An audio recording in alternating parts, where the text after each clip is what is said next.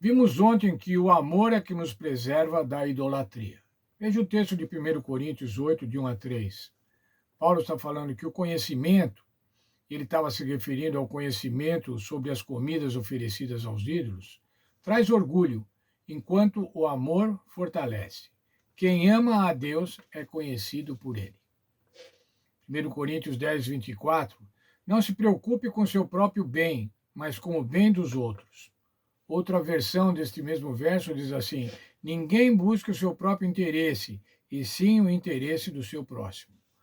Portanto, o interesse do próximo deve estar à frente. Para que isso aconteça, nós devemos amar ao próximo. Devemos amar ao próximo conforme o mandamento do Senhor Jesus Cristo. Mas vamos considerar ainda outros ensinos do Senhor Jesus Cristo. Marcos 10, 17 a 22. Lá você encontra o Senhor Jesus com a entrevista com o jovem rico. Vamos lendo, eu vou ler o texto integralmente. E pondo-se Jesus a caminho, correu um homem ao seu encontro e ajoelhou-se e perguntou: bom mestre, que farei para herdar a vida eterna? Veja, era alguém muito interessado em Jesus, ele correu ao encontro de Jesus. Chamou Jesus de bom, chamou Jesus de mestre. Respondeu-lhe Jesus: por que me chamas bom? Ninguém é bom senão um, que só é Deus. Sabes os mandamentos? Não matarás, não adulterarás, não furtarás, não dirás falso testemunho, não defraudará alguém, honra teu pai e tua mãe. Jesus perguntou para ele: você conhece os mandamentos? Você tem conhecimento? Você tem conhecimento bíblico? E ele respondeu: mestre, isso eu tenho observado desde a minha juventude. Ele tinha conhecimento. O conhecimento da lei ele tinha. O conhecimento da vontade de Deus. E ele dizia assim: e eu pratico isso desde a minha juventude. E Jesus, fitando o amor, disse: só uma coisa te falta. Vai, vende tudo o que tens, dá aos pobres e terás um tesouro no céu. Então vem e segue-me. O Senhor Jesus estava falando assim: venha ser meu discípulo. Para ser meu discípulo, você precisa vender tudo o que você tem e distribuir para os pobres. Era um convite para ser discípulo. E veja qual foi a resposta, qual foi a reação. Ele, porém, contrariado com essa palavra, retirou-se triste, porque era dono de muitas propriedades. O jovem rico tinha conhecimento da vontade de Deus, mas não tinha amor pelos semelhantes. Seu ídolo eram as propriedades, apego aos bens. Essa era a sua forma de idolatria. O dinheiro acima dos pobres. O apóstolo Paulo falou em Coríntios 10 a mesma coisa que Jesus em Marcos 12, 28 a 31. Marcos 12, 28 a 31 é o grande mandamento. Chegando um dos escribas, tendo ouvido a discussão entre eles, vendo como Jesus resolvera respondido bem, perguntou-lhe: qual é o principal de todos os mandamentos? O escriba, aquele que era o profissional da legislação, o profissional da palavra de Deus, profissional da Bíblia no tempo de Jesus. Respondeu Jesus: o principal é: ouve, ó Israel, o Senhor nosso Deus é o único Salvador. Amarás, pois, o Senhor teu Deus de todo o teu coração, de toda a tua alma, de todo o teu entendimento e de toda a tua força.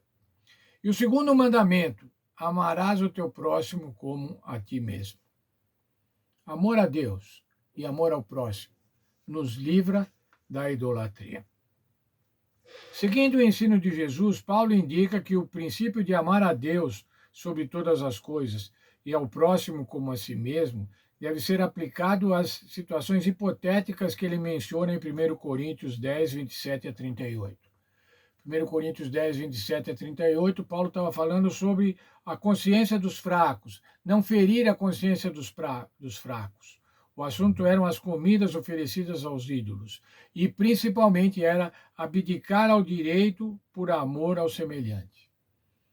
Os fortes deviam abdicar ao direito de comer carnes como eles bem entendessem, pois entendiam que isso não fazia efeito nenhum, porque eram para deuses que não existiam. Eles deviam abdicar desse direito por amor ao semelhante.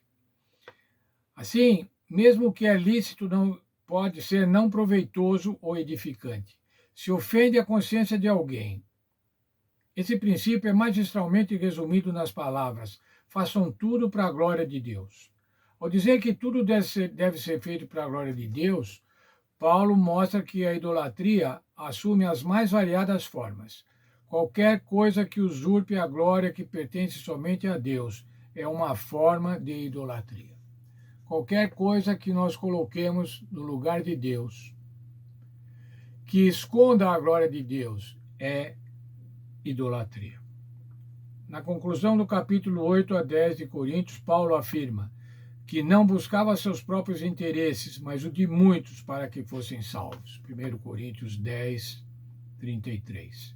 E se colocava dessa forma como exemplo para os crentes. 1 Coríntios 11, 1.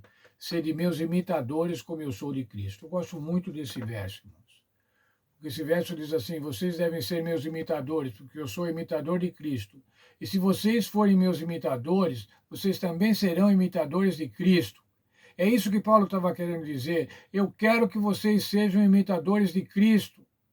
Se eu puder ajudar, sejam meus imitadores, para que vocês também sejam imitadores de Cristo. Nesse sentido, irmãos, nós podemos ser pequenos cristos. Nesse sentido, nós podemos mostrar o Senhor Jesus. Paulo mostrava o Senhor Jesus através do seu trabalho, através da sua vida. Nós devemos mostrar o Senhor Jesus através da nossa vida. Nós devemos mostrar o Senhor Jesus através do nosso testemunho, através da maneira como vivemos, através do nosso comportamento. E que sejamos bons demonstradores do Senhor Jesus. É esse o desejo para mim e para cada um de vocês.